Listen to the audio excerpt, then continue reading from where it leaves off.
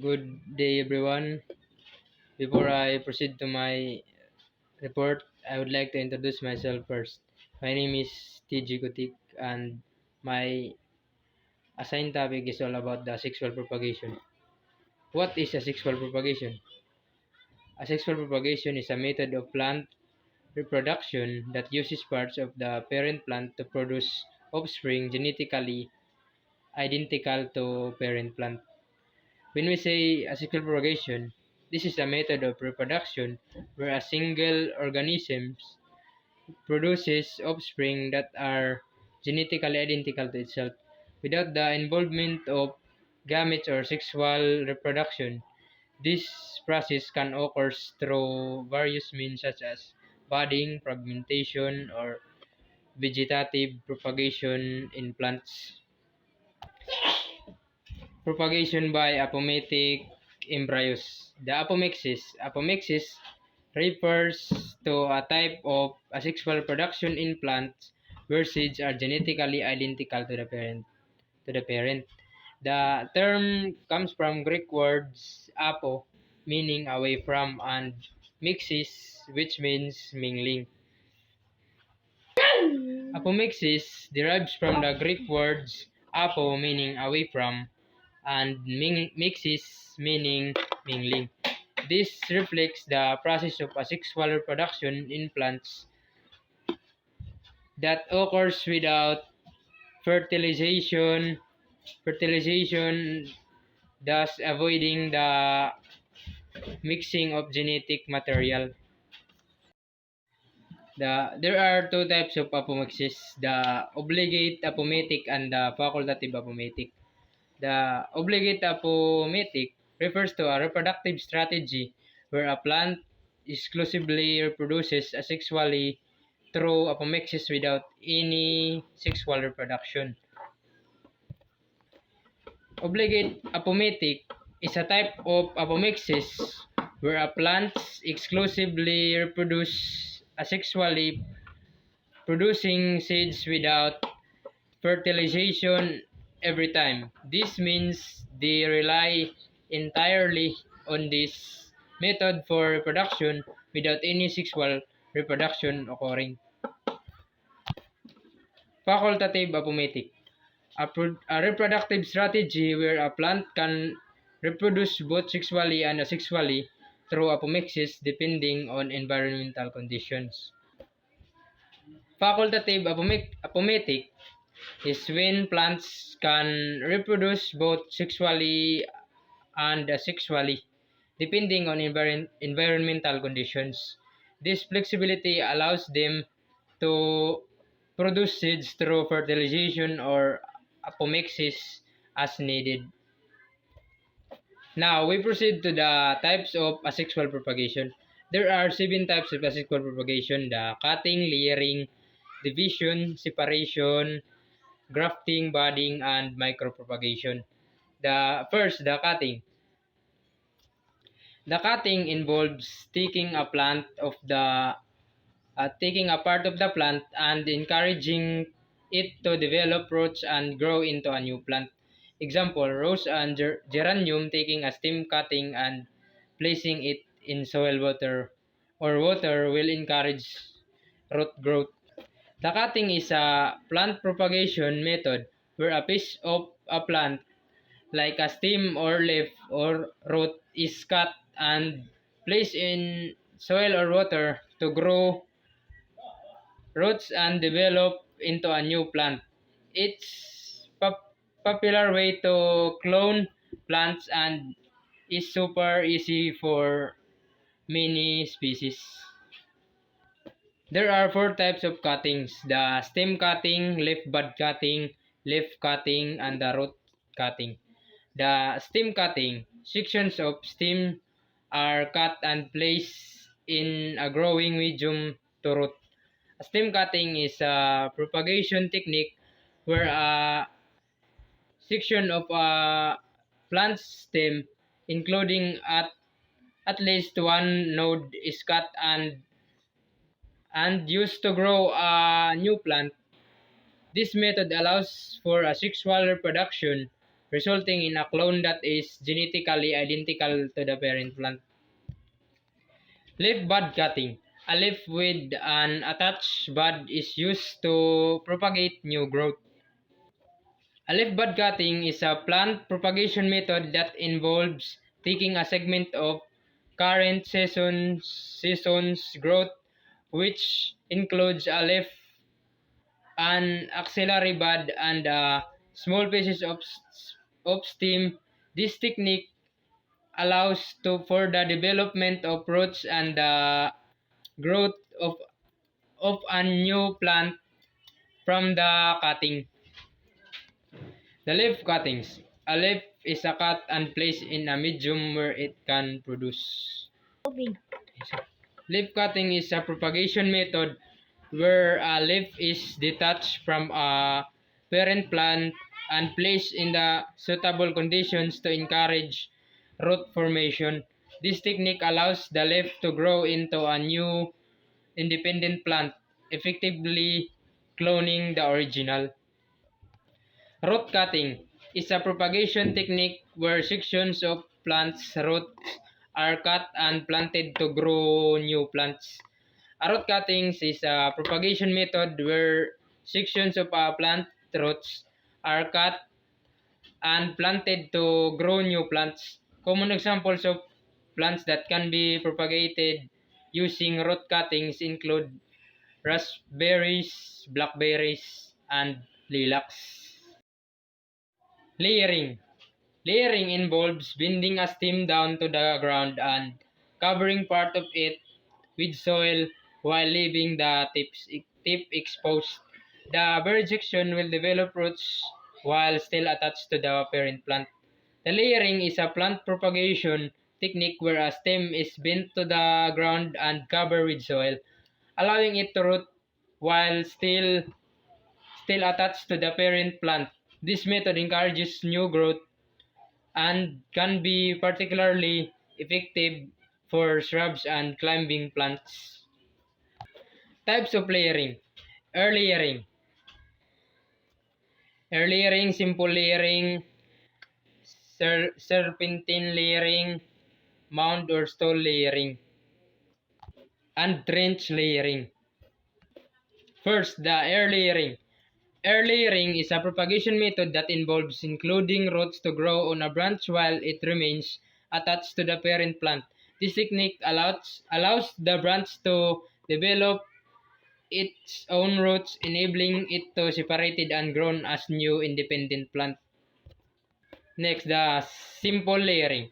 Simple layering is a propagation technique where a stem is bent to the ground, buried in soil, and allowed to root while still attached to the parent plant.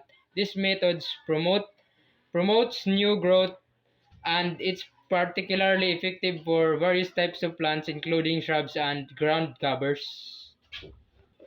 Serpentine layering. The serpentine layering is a propagation technique where a long stem is buried at intervals in the soil while leaving sections exposed. This method allows multiple roots to develop among the stem, making it effective for vining plants like pothos and wisteria. Mound layering. Mound layering, also known as stall layering, is a propagation technique where new shoots from a plant are cut back and then covered with soil to encourage rooting. This method is commonly used for fruit tree rootstock, allowing multiple new plants to develop from a single parent plant. The trench layering. The trench layering is a propagation technique where new plants are placed horizontally in a trench and covered with soil, allowing them to root while still attached to the parent plant. This method is particularly useful for plants with strong apical dominance that do not produce many shoots after being cut back. Division. Process of separating a plant into multiple sections, each with its own roots and shoots. This method is commonly used for perennial that produce clumps. Example, hosta and fern. These plants can be dug up and divided into smaller clumps, each of which can be replanted. Division is a method where a plant is separated into multiple sections, each with roots and shoots, allowing each section to grow into a new independent plant. This technique is commonly used for perennials and certain houseplants to increase their numbers easily. Separation. Similar to division, separation involve detecting offsets or bulbs from the parent plant. This like method is often used for plants like garlic or certain types of succulents.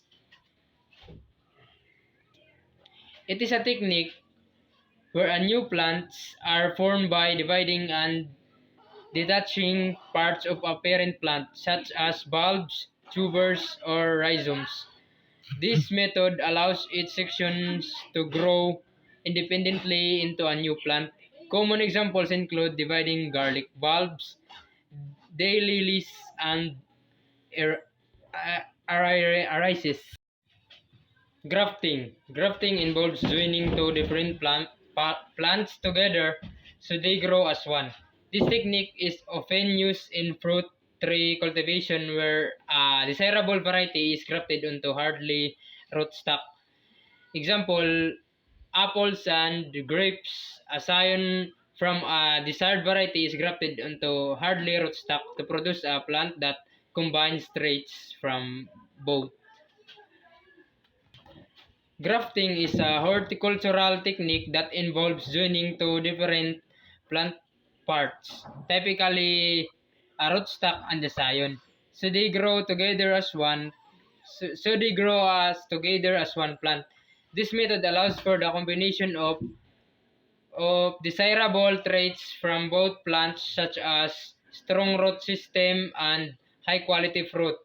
Common examples of grafting include fruit trees like apples and avocados, where a scion from a preferred variety is grafted onto robust rootstock for better yield and resilience.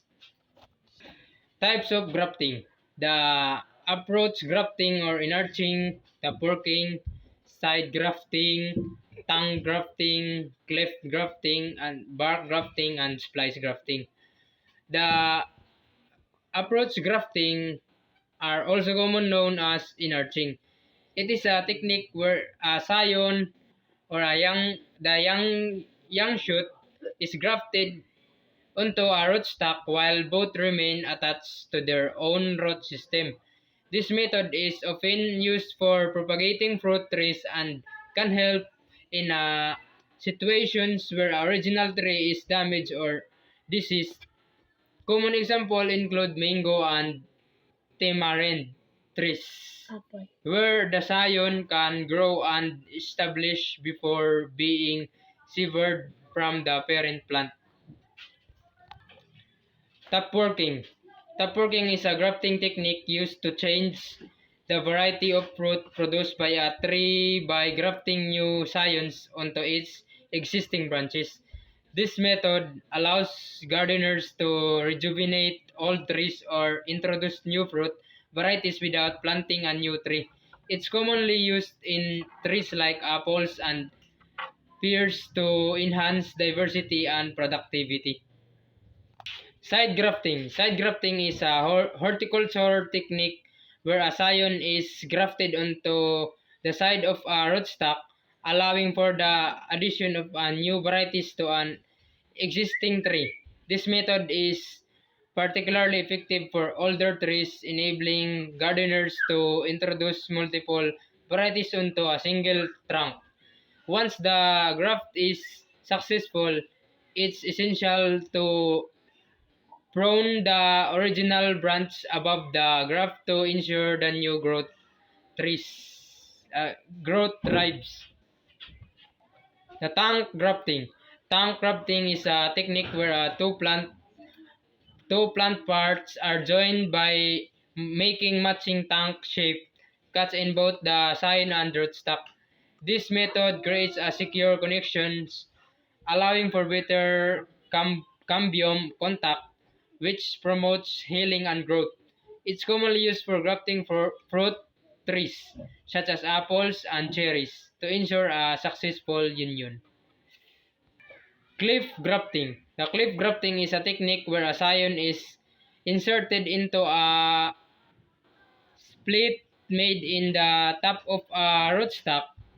This method is often used to add new varieties to an existing tree or to repair broken branches.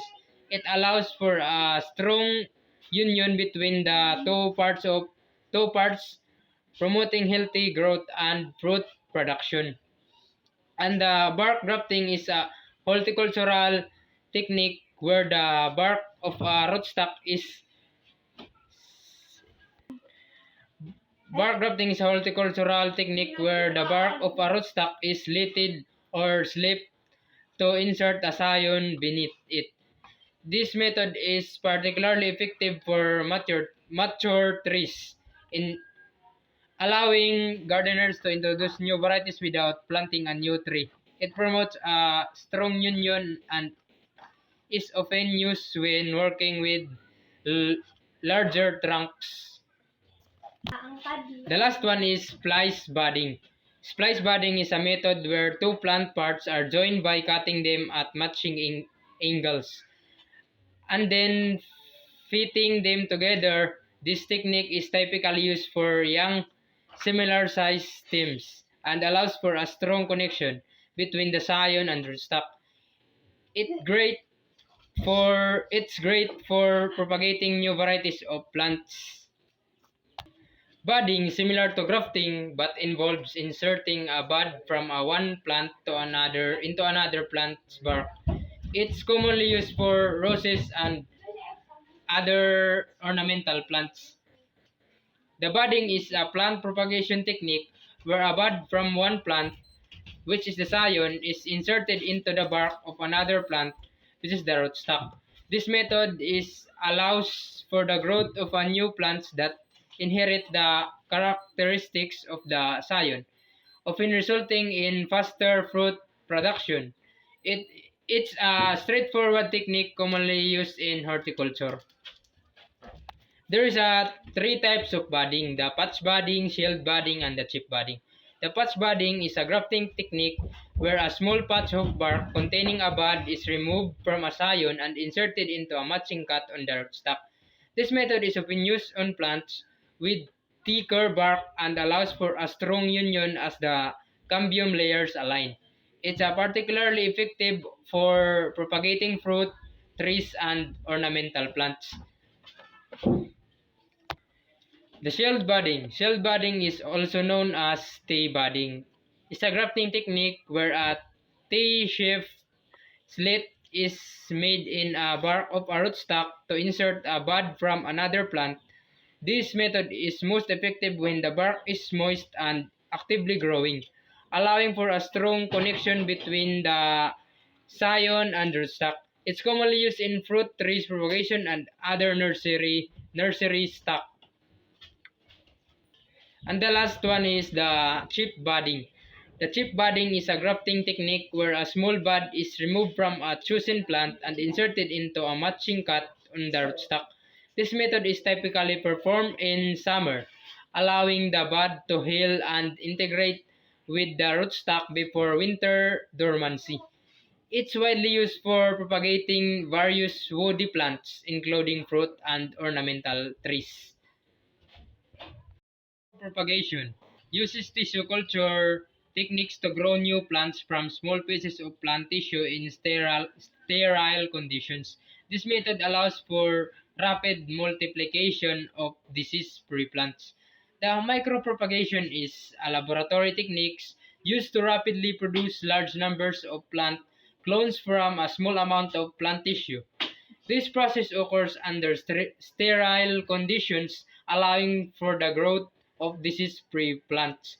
It's an efficient method for propagating a wide variety of plants, including those that are difficult to grow by traditional means. That's all. Thank you.